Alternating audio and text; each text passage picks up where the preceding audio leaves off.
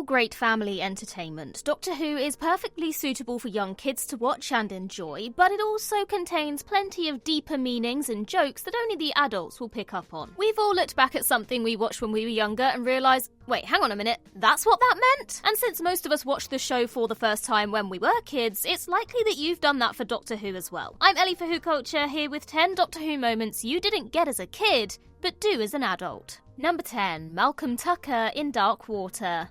When Peter Capaldi was cast as the 12th Doctor, there was a lot of discussion about whether he'd play the character like Malcolm Tucker, his foul-mouthed and iconic character from the political satire show The Thick of It. Would he be telling the Daleks to F off? Could we have the first Doctor to call Davros the C-word? Well, of course not. Despite a slightly later broadcast time, Doctor Who still had to toe the line of family entertainment. However, there were still some nods to Capaldi's infamous political spin Doctor in his first series. There's the bit in Time Heist when he tells everyone to shut-a-tee up, but more overt is when the 12th Doctor and Clara investigate 3W's headquarters in Dark Water. Handing over his psychic paper to 3W employee Dr. Chang, the Doctor pretends to be a government inspector, there to oversee the Institute's controversial work. However, as Dr. Chang looks at the Doctor's ID, he notes that there's swearing written all over it. The Doctor explains that he's got a lot of internalized anger and quickly takes back the psychic paper. Government advisor? Internalized anger? Swearing? Yep, that sounds like Malcolm Tucker, a character who, to a nation of kids in 2014, would be far more alien than a Time Lord. Yeah, not gonna lie, I definitely did not get this reference in 2014. And I wasn't even a kid anymore. I have no excuse. Number 9. The Doctor dancing. Nobody is more interested in the Doctor's love life than Stephen Moffat, who dedicated his entire debut two-parter to answering the question of whether or not the 9th Doctor danced. Watching this as a kid in 2005, you'd be forgiven for thinking all the talk of dancing related to whether or not the Doctor had any rhythm, and the footage of Eccleston dancing at the end suggests that, no he doesn't. But that's not the whole truth. The Empty Child and the Doctor dances are largely about the rivalry between omnisexual matinee idol Captain Jack Harkness and the romantically awkward 9th Doctor. Rose sees Jack as a fun-loving being in a way that she doesn't yet see the Doctor, all of which leads to petty squabbling and a ton of innuendo about sonic screwdrivers and sonic blasters, along with repeated use of the words dance and dancing to mean, well, you know what they're trying to say. Of course, the Doctor and Captain Jack's differing attitudes to dancing flew higher than a barrage balloon over the heads of the kids at home, who were far more concerned with the threat posed by the gas mask zombies and the subsequent nightmares they'd have because of them. Okay, so this one I definitely did watch as a kid, and I totally missed this, and I'm kind of ashamed to admit that it wasn't until very recently that I did get what this was all about. Number 8. Agatha Christie puns in The Unicorn and the Wasp. Only the most precocious of children would have had the working knowledge of Agatha Christie that's required to recognise the myriad references to the legendary author's work in The Unicorn and the Wasp. There are over a dozen references to Christie's novels peppered throughout the script, and even in the set design. For example, a vase of yellow iris flowers on the table during the group dinner scene serves as a reference to the Hercule Poirot short story Yellow Iris. Russell T Davies and Gareth Roberts delighted in adding as many references to Christie's body of work into the dialogue as they could. There are obvious ones, such as Donna remarking "the body in the library" upon discovering the body of Professor Peach in the library, which is a nod to Christie's 1942 novel The Body in the Library. But there are deeper cuts too. Sparkling Cyanide, Taken at the Flood, Appointment with Death, and Dead Man's Folly, all titles of Agatha Christie stories, and all spoken out loud throughout the course of the episode. There are so many of these references scattered across The Unicorn and the Wasp that even the adults may struggle to keep up, and the kids, meanwhile, would have had no chance. It's only upon growing up and being more inclined to familiarise yourself with Christie's work that these puns become more apparent. Dare I admit that I've just learned something? Now obviously the more obvious ones I did get, but when Donna said about Professor Peach in the library with the lead pipe, I'm not gonna lie, all I thought about at the time was Cluedo. Number 7. I'm hardly one of the babes. There are a handful of references to real-world politics in Aliens of London and World War III that would have gone right over the heads of kids who tuned in for the farting aliens. Most obvious is the nod to massive weapons of destruction that can be deployed within 45 seconds, a not-so-subtle comment on the UK government's shaky justification for going to war in Iraq 2 years earlier. More subtle, however, was MP for Flydale North Harriet Jones's statement that she's hardly one of the babes. This was a reference to Blair's Babes, the Daily Mail's regressive alternative name for the 101 female MPs that were elected into the House of Commons under Tony Blair's leadership in 1997. The connections to the incumbent Prime Minister didn't stop there either. The corpse in the cupboard, which is discovered by Harriet and Rose in Aliens of London, was supposed to be a Tony Blair lookalike. But when it turned out that they'd booked an unconvincing body double, the Doctor Who team decided not to show the body in great detail. And so Tony Blair lived to fight another day and eventually stepped down in 2007, at which point he regenerated into David Tennant. The man's everywhere! Okay, so here's the thing. A lot of political things go over my head, even now as an adult. But considering the Blair's Babes thing happened before I was born, I won't put myself down too much for not understanding that reference. Number 6. The 12th Doctor flips off Robin Hood.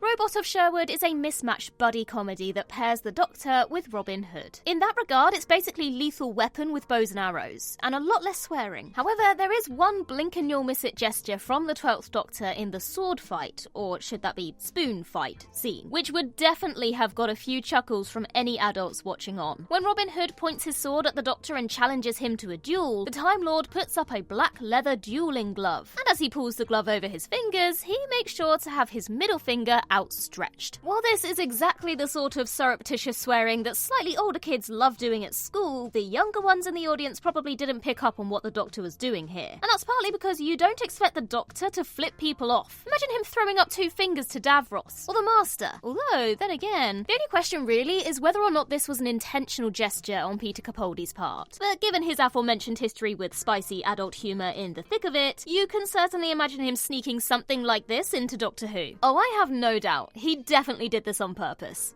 Number 5. In a Retinue and the Collector. It's hard to imagine what the kids at home took from the 1977 Tom Baker serial The Sunmakers. Sure, it's a fairly traditional story of the Doctor and his companion liberating colonists from an oppressive regime, but what about all that stuff about death and taxes? As a freelance writer, Robert Holmes was famously inspired by his own issues with the Inland Revenue, the agency which handled the collection of UK taxes at the time. And so we get the villainous Collector and his inner retinue personal guards, and mention of a P-45 return route. The Collector himself is an alien from the planet Usurious, named after the term usury, which relates to unusually high interest rates. Doctor Who magazine's Fact of Fiction feature on the Sunmakers also suggested that PCM, the anxiety-inducing drug used by the company to suppress the population, was a play on per calendar month, another bit of tax-related punnage. All the joys of dealing with taxes and the Inland Revenue would be far in the future for the kids plonked in front of the telly on a Saturday night, and so all of these puns and in-jokes wouldn't have been registered. Meanwhile, their parents would have been utterly delighted by the image of the Collector being literally flushed down the pan at the serial's climax, all the while whinging about being bankrupt. Number 4. The Facehuggers in Last Christmas. There's a long history of Doctor Who being inspired by horror cinema across its 61-year history. There are the overt references to things like Frankenstein and the Phantom of the Opera in the brain of Morbius and the caves of Androzani, respectively. And jumping ahead to the modern era, the unnerving hotel rooms in the God Complex are a direct lift from Stanley Kubrick's horror classic, The Shining. All of these iconic horror movies are so ingrained in our popular culture that adults watching would get the references even if their young children didn't. Another landmark horror flick is Ridley Scott's Alien, which has a major influence on Last Christmas. It's not just the 12th Doctor's gag about how offensive it is to call a horror film alien, it's the way that the dream crabs are literally facehuggers, the disturbing creatures from the Alien franchise that seek out hosts for the xenomorphs. The horrifying moment where the dream crabs fall from the ceiling draws to mind the sudden attack on John Hurt in the original movie, while the disgustingly sticky sounds as they try to remove the crabs derives the same sickening sense of horror as found in Alien. For kids at home, these are just scary monsters, but for the adults watching, it's a callback to a horror classic that also hints everything is not as it seems inside this Arctic base. Okay, I did get this one. Number 3, the 11th Doctor's sonic extension. The sonic screwdriver as a phallic metaphor has been a Stephen Moffat trope since The Empty Child and the Doctor Dances. But nowhere is it more prominent than in the bizarre scene from The Crimson Horror, in which the 11th Doctor suddenly becomes a bit of a sleazeball. Blame it on bad writing or the effects of the Mr. Sweet's poison, but the bit where a revitalised 11th Doctor forces himself on Jenny is a touch uncomfortable to watch. And to make matters worse, he's still lusting after her even after she gives him a slap. Later in the episode, when Jenny whips off her ordinary Victorian Victorian garb to reveal a leather catsuit underneath, the Doctor, watching on, casually moves his sonic screwdriver from a horizontal position to a vertical one. Do you get it, guys? Do you get it? We all get it. Innocent kids at home hopefully wouldn't make the connection and would likely be confused or just wouldn't even notice the moment at all. Or maybe they thought the Doctor was just getting his sonic screwdriver ready to help Jenny fight the bad guys. Elsewhere, Jenny's leather costume is a clear reference to Crimson Horror guest star Diana Rigg's iconic character Emma Peel from the Avengers TV series. Another reference that would completely pass by all the kids watching this episode. Okay, yeah, I got the sonic screwdriver joke, but I didn't know about Diana Rigg and the whole costume link, so that's interesting. Number 2, the Master's beard. Some kids watching the 5th Doctor meet the 10th Doctor during Children in Need Night 2007 might have been perplexed by mentions of Nyssa, Tegan and the Mara, but Time Crash's best gag would have gone over the heads of even the most up-to-date Davison-era convert. During this minisode, the 5th and 10th Doctors inevitably end up discussing the Master, who had returned earlier that year in the Series 3 finale, and who was also a big part of the 5th Doctor's era. Their brief exchange doesn't seem to make sense at first. That is, until you're old enough to understand the context. 5th Doctor says, does he still have that rubbish beard? 10th Doctor says, no beard this time. Well, a wife. Historically, a beard is a term that refers to a man or woman who enters into a relationship with someone to hide the other person's true sexuality. The gag here is that Lucy Saxon, the Master's wife, is actually his beard, and the 10th Doctor is insinuating that the Master is actually gay. Although, if you listen back to that phone call between the two characters in The Sound of Drums, it becomes less of a joke and more of a canonical reality. Still, kids watching Time Crash in 2007 wouldn't have picked up on why the Master's beard was important, and honestly, neither would a good chunk of the adults. Now, I definitely wouldn't have understood this in 2007, but I have seen it since and I do remember that gag. It was kind of funny. Number 1, Mrs. Robinson and the Big Bang.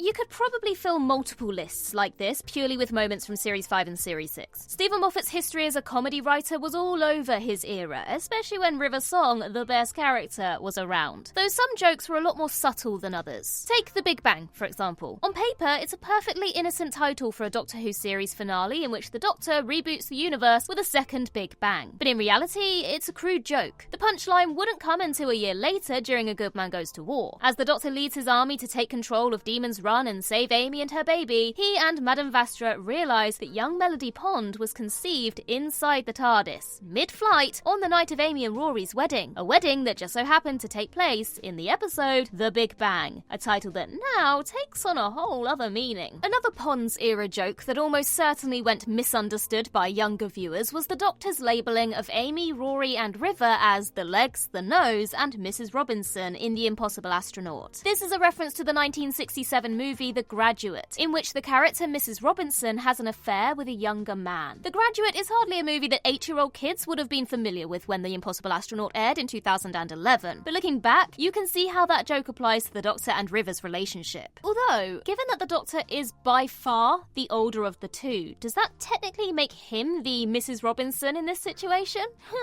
Definitely food for thought. I'd like to think he's the Mrs. Robinson. And now I have the song Mrs. Robinson stuck in my head. Yay! Anyway, if you think we missed one that's glaringly obvious, then please do let us know in the comments down below. I want to know what things you missed as a kid too. In the meantime, I've been Ellie for Who Culture, and in the words of River Song herself, goodbye, sweeties.